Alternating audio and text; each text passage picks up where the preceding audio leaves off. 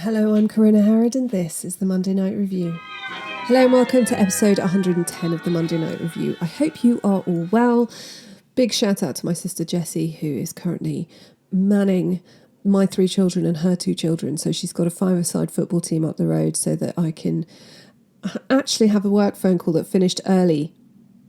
I've snuck into my office to record this week's episode, which I thought I wouldn't get done for ages. I went into an absolute information hole over this one.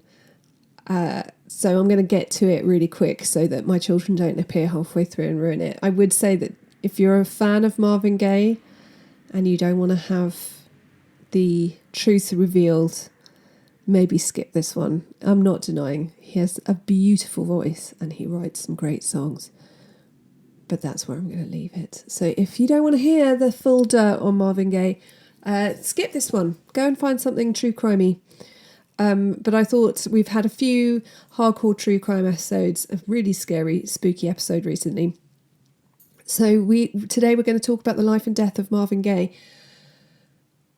I would also say that I did an episode on the Riot House hotel on Sunset Strip, the Continental Hyatt on Sunset Strip, as last week's mini-sode for the Patreon members. So if you're not signed up to the Patreon and you need more Monday Night Review, then go over there and join up. I'd appreciate it.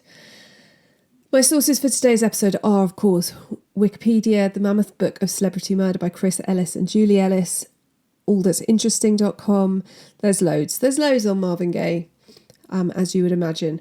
He's born Marvin Pence Gaye Jr. on the 2nd of April 1939 in Washington, D.C. and was the second of 4 children to Marvin Gaye Sr. and Alberta Gaye. Marvin Sr. was an ordained minister for the House of God, a strict Christian sect in which he himself had been brought up. Gaye Sr. was a strict and violent man who beat his eldest son often from the age of 7 until he was a teenager. Gaye Jr. was incredibly close to his mother, who he credited with keeping him alive, basically, and said he probably would have chosen to end things earlier had his mother not been there. Gaye Sr. had a penchant for dressing in his wife's clothes. His son would later admit that he too had a fascination for women's clothing, but stressed that he was not a homosexual. There's a lot of talk about whether Marvin Gaye Sr. was actually a homosexual and self-loathing, because at the time obviously it was frowned upon.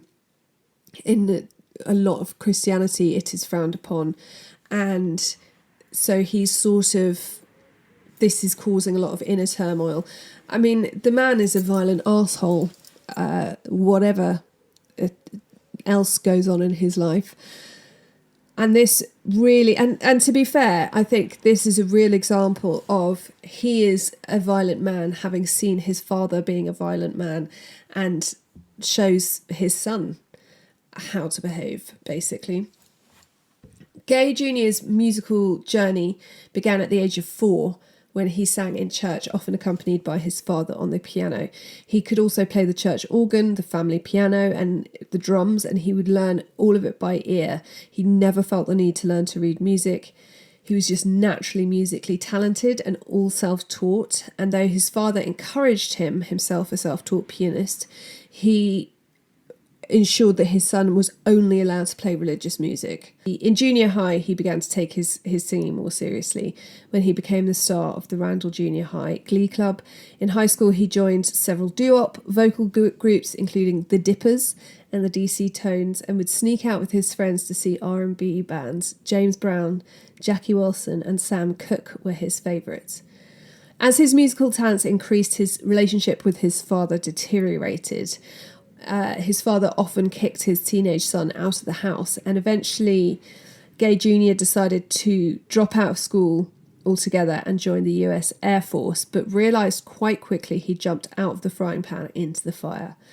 It was the excitement of working with planes that he'd imagined, but in fact it was a lot of menial work, and eventually he feigned mental illness to get a general discharge, but not before he had lost his virginity to a sex worker.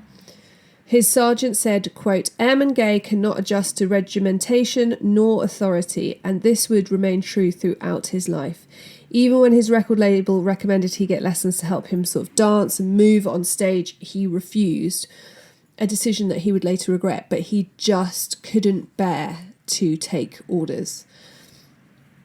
On leaving the Air Force, he started a vocal quartet called the Marquis with his friend Reese Palmer. They would tour around DC and would support Bo Diddley, who signed them to a subsidiary of his label. But when their first single, Wyatt Earp, failed to chart, they were dropped. But a spark had ignited in Gaye during this time, and he had begun writing his own songs. And it's very interesting. If you go and listen to the Marquis singing Wyatt Earp, it shows you, it's if you were a fan of the Beatles, and obviously you know that when they first met and they were a skiffle band and they were singing these sort of boppy songs, and then progressively they get kind of more rocky and more dark. And it's the same if you listen to Marvin Gaye singing Wyatt Earp, it's very of its time. And then you listen to him later singing Heard It Through the Grapevine or something, and it's just so much more than he'd started out. The band was then taken under the wing of Harvey Fuqua, and moved to Chicago, where they became Harvey and the Moonglows. Though they released a single and worked as session singers for Chuck Berry and Etta James, they weren't going anywhere. And in 1960, when Gaye was 21, they disbanded. Gaye and Fuqua went from Chicago to Detroit, and it was while singing at the party of a music exec that Gaye came to the notice of the president of Motown, Berry Gordy Jr., who signed him to Motown subsidiary Tamla. Still, he continued doing standards and jazz songs, and it was during this time that he added the E to the end of his surname, in some ways a tribute to Sam Cooke. Many think it was to distance himself from his father, with whom he still had a terrible relationship. His initial recordings did nothing, and he spent most of his time working as a session drummer. When he met Berry Gordy Jr., he also met Berry's sister, Anna Gordy, and at 37, she was 17 years older than him, but they fell in love and married in January 1961. She was a guiding force for Marvin Gaye, experienced and confident in business, and he was sort of the new boy in town, and she just, obviously, her brother is this record exec, she knows about the business, and he idolises her. But he had grown up seeing how husbands treated wives, and often resorted to violence when he felt his wife was being too strong-willed. One of my least favourite celebrity quotes is when Gaye says, quote, "We came to blows on more than one occasion, and I'm going to tell you something, Anna could hold her own." I mean, it's not making you look any better, Marvin. In 1962, some songs that Gaye co-wrote did okay in the charts, with his first solo success, Stubborn Kind of Fellow, later released in September 1962, reaching number 8 on the R&B chart and 46 on the Billboard Hot 100. Pride and Joy became Gaye's first top 10 single after it was released in 1963, and a successful 1964 album with Mary Wells, and then his number 6 hit, How Sweet It Is, meant that he was now getting some television appearances and interest from the wider media.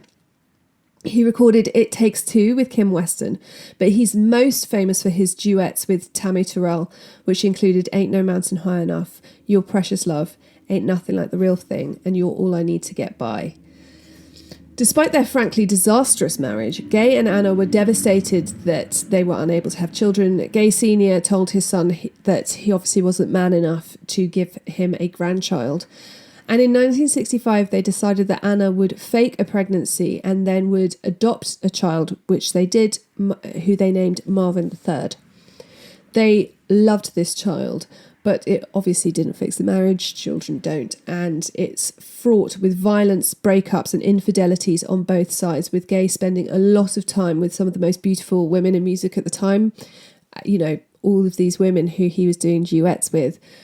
Terrell and Gaye were a musical dream team. They were incredibly close, but in October 1967, she collapsed in Gaye's arms during a performance in Farmville, Virginia, where she was later diagnosed with a malignant brain tumour, which would put an end to her live performances. Terrell had complained of migraines from quite an early age, which her family had associated with the trauma of being raped by 3 men when she was 11. but it's now thought that this was the beginning of the tumour. She continued to record, but this too became affected by the tumour, which was growing. And as she slowly lost weight, strength, and her ability to walk, she could perform less and less. Tammy Terrell underwent 8 operations in an attempt to remove the tumour. They were unsuccessful. Following her 8th and final operation on January the 21st, 1970, Terrell went into a coma. She died on the 16th of March at the age of 24. Marvin Gaye gave the eulogy at her funeral, but her illness and death had absolutely devastated him and had made him really disillusioned with the record business. When they were doing their final recordings together, another woman would come in and sing, and Terrell would sing over the top of her, but the record company was sort of, I think they were just being a bit dodgy about whether it was Terrell singing at all. And I think he just realised that they're not in it for the people. It was the late 1968 that Gaye achieved his first number 1 hit with I Heard It Through the Grapevine. It was late 1968 that Gaye achieved his first number 1 hit with I Heard It Through the Grapevine. It sold over 4 million copies across the world. Gaye followed up with Too Busy Thinking About My Baby and The Way Love Is, which reached the top 10 Billboard 100 in 1969. That year, his album MPG became his first number 1 album on the R&B charts. But Gaye was unhappy. He felt like a puppet of his record label, run by his now brother-in-law and his wife, Anna. He had been known for his duets. He'd lost his favourite duetting partner, and he was becoming more and more reclusive and frequently missed concerts and recording dates. He was depressed and using cocaine heavily, occasionally threatening to shoot himself after particularly bad arguments with Anna. In June 1970, he returned to the Motown headquarters in Detroit and recorded What's Going On, a song inspired by the Four Tops' Obie Benson, who had told him of seeing the police brutality in the anti-war rally in Berkeley. It's one of his most significant and socially conscious works, reflecting the issues at the time, including the Vietnam War, racial inequality, and environmental concerns. But this song caused a standoff between him and Motown boss Gordy, who refused to release the song. He felt it was too political. It was not what Marvin Gaye's audience expected from him and expected from the Motown label. But Gaye dug his heels in and refused to release any other songs until What's Going On came out. So it was released in 1971 and it hit the number 1 spot and stayed there for 5 weeks. And Gaye then took his next album, which he'd recorded, What's Going On, and remixed it in Hollywood, and it became his first million-selling album.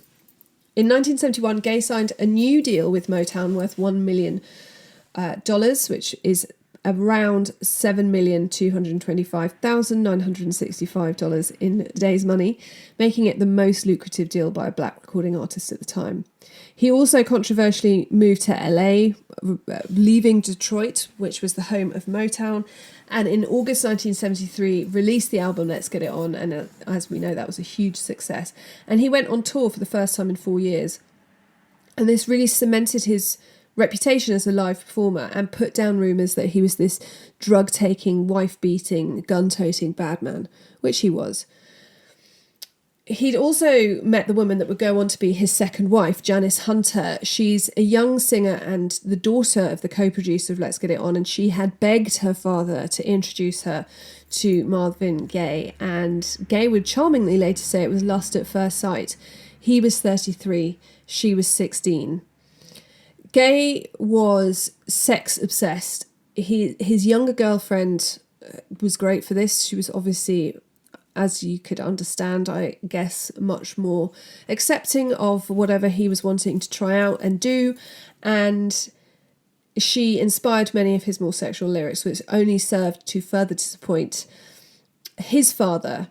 If you remember, his father had insisted that he only play religious music, and even though Marvin was now financially successful currently and independent and this big celebrity, the old family conflict rumbled on, and Gaye Sr. could not sort of be happy for his son's success. And the fact that he has a genuinely beautiful singing voice, you know, he's incredibly talented as a singer, he's just disgusted by these lyrics. And though Anna Gaye had ignored her husband's relationship with his new girlfriend, when they welcomed a daughter and then a son 14 months later, she filed for divorce in 1975. Typically, Gaye did not opt for the quiet divorce payout, even though he was obviously in the wrong. Anna, by all accounts, was also seeing other people, but he's fathered 2 children with another woman. But he is as difficult as possible. He fights Anna at every opportunity, and eventually an agreement was reached whereby Gaye had to write and record a new album, the proceeds of which would go to his ex-wife. I don't think this has happened again, because we all know where this is going.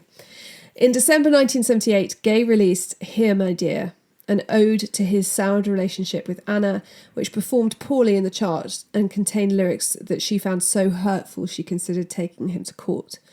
The divorce was finalised in 1977, meaning Gaye was free to marry Janice Hunter. The relationship that had started off highly sexual, but 2 kids and a lot of coke on his part, later put a damper on that, and the violence which Gaye believed obviously to be part of marriage kicked in. He would force Janice to have sex with other men, including his friends Rick James and Teddy Pendergrass, and was sort of sadistic. Hunter would later say, quote, "The dark side of life and the dark side of the mind really fascinated him. He was obsessed with sex, a chronic masturbator, and spent all his time reading or watching porn." And Gaye's cocaine addiction intensified while he was dealing with with financial issues with the IRS. He basically put most of his money up his nose. These issues and a bid to save his marriage led him to move to Hawaii. But though Janice visited him there, they would start arguing pretty much immediately, and eventually she took the children and left him, moving in with Teddy Pendergrass. After Motown remixed and released unfinished work that had been taken from Gaye without him knowing about it, he left the label and moved to CBS. And his first post-Motown album, Midnight Love, with its single Sexual Healing, was stratospheric and was the biggest R&B hit of the 1980s. Part of the deal with CBS was that he had to tour to support the album, and though initially its success and media attention seemed to really improve his mental state, soon he slipped back into old habits and all his money was being spent on drugs. He was once again late, rude, and became really paranoid that someone was stalking him, which in turn led to him collecting a large amount of weapons. The tour was really mismanaged, I'm guessing partly because CBS probably didn't really know what they were getting into. And as his mental health spiraled, Gaye decided he needed the emotional support of his mother.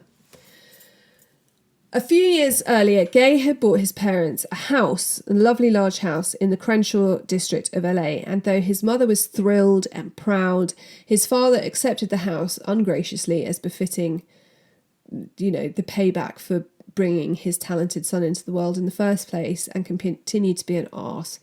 Gaye moved back home, taking up one of the bedrooms, and spent a lot of time with his brother Frankie, who lived with his wife in an apartment attached to his parents' house.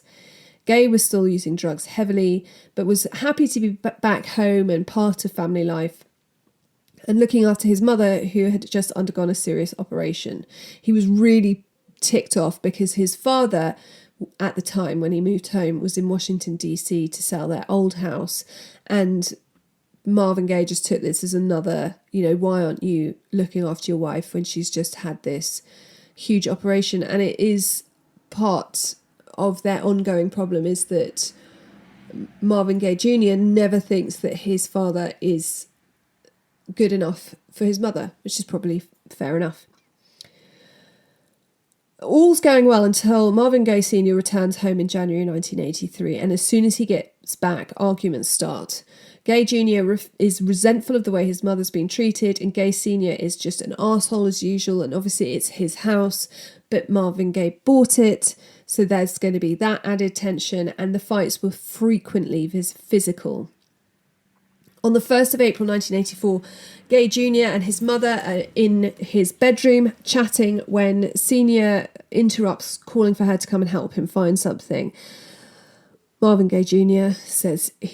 shouts down that he should at least have the courtesy to come upstairs and talk to her rather than just shouting through the house for her. So Gaye Sr. comes upstairs for a ruck to tell his son what he thinks of him, and they just start hitting each other. Alberta, the mum, runs downstairs. She's scared, and she eventually hears the fighting stop. Her husband comes downstairs, goes into another room, and then he returns carrying a .38 caliber pistol. He walks upstairs into his son's bedroom, where he shoots him in the right of the chest, and then, after his son has fallen to the floor bleeding profusely, takes a few steps closer and fires again, this time at point blank range. He then turns and leaves the room. The first bullet had perforated Gaye's right lung, his heart, diaphragm, liver, stomach, and kidney, and would prove fatal. Alberta ran to her son and then to her younger son, Frankie, to get him to call the ambulance. And there's a delay, as they've been informed that there's a gunman who could still be on the rampage. So when they arrive, they're trying to work out where the gunman is, and they can't believe that it's Marvin Gaye Sr., who is calmly sitting on the porch of the house that his son has paid for. Though he's taken to hospital, Marvin Gaye Jr. is pronounced dead just after 1 p.m. on the 1st of April 1983, the day before his 45th birthday. Marvin Gaye Sr. is arrested by the LAPD for the murder of his son. He is in custody while his son's funeral takes place, and there were many willing to talk to the press about his horrible treatment of all of his children, but his musically talented eldest son, who seemingly bore the brunt of it. Over 10,000 fans visited his house to pay tribute to him, queuing for hours to see his open casket. His father would plead not guilty to the charge of murder, claiming that he acted in self-defense, a 70-year-old man defending himself against the 45-year-old son. He said he hadn't realised the gun was loaded, and his defence team entered a plea bargain, an admission of guilt to the lesser charge of voluntary manslaughter with a gun. When he had been arrested, they'd found some bruises on his body, and a toxicology report of Gaye Jr. showed quantities of cocaine and angel dust. He was given a sentence of 5 years probation. Whilst in prison awaiting his hearing, he told one reporter, quote, "The first one didn't seem to bother him. He put his hand up to his face like he'd been hit with a pellet, so I fired again. Though we know it was the first shot that was fatal and would have put Marvin Gaye Jr. on the floor pretty much instantly." When the reporter asked if Gaye Sr. loved his son, he responded, quote, "Let's say that I didn't dislike him." As a horrible twist of irony, it was Marvin Gaye Jr. who had given his father the gun that killed him just a few months before. Some say he knew that eventually his father would carry out the act that Gaye Jr. himself wasn't able to do. Alberta divorced her husband, though she herself died of cancer just 3 years after her son. And the debate as to whether the father served a rightful term is still up for still rages on. 5 years probation for shooting your son twice is absolutely bizarre to me, especially when they know that he had left the argument, gone and got the gun, and walked back through. There was no self-defense. It was all a lie. And he's a terrible man. Marvin Gaye's musical legacy endures to this day, and he's often considered one of the greatest and most influential artists in the history of popular music. His soulful voice, socially conscious lyrics, and exploration of themes such as love, politics, and spirituality continue to resonate with audiences across generations. His contributions to soul and R&B music have left an everlasting impact on the music industry and inspired countless artists after him. But I think it cannot be ignored that behind closed doors there are a lot of problems going on, and his treatment of his wives was particularly terrible. But then so was his upbringing, and as we see time and time again, especially when we're talking about things like true crime cases, quite often you mirror what you see at home. So is it surprising that the violence that he had witnessed continued on into his relationships? And that is the story of the life and death of Marvin Gaye. I mean, if you're not singing Heard It Through the Grapevine for the rest of the day, you're a stronger person than I am. you can send me an email, themondaynightrevue@gmail.com. You can find us on YouTube, The Monday Night Review, and you can go and look at all the lovely TikTok and Instagram stuff. And I always put up relevant pictures for the episodes on Instagram and Facebook, where I am, of course, The Monday Night Review. And until next time, be kind, stay safe, and always check the back seat before you drive.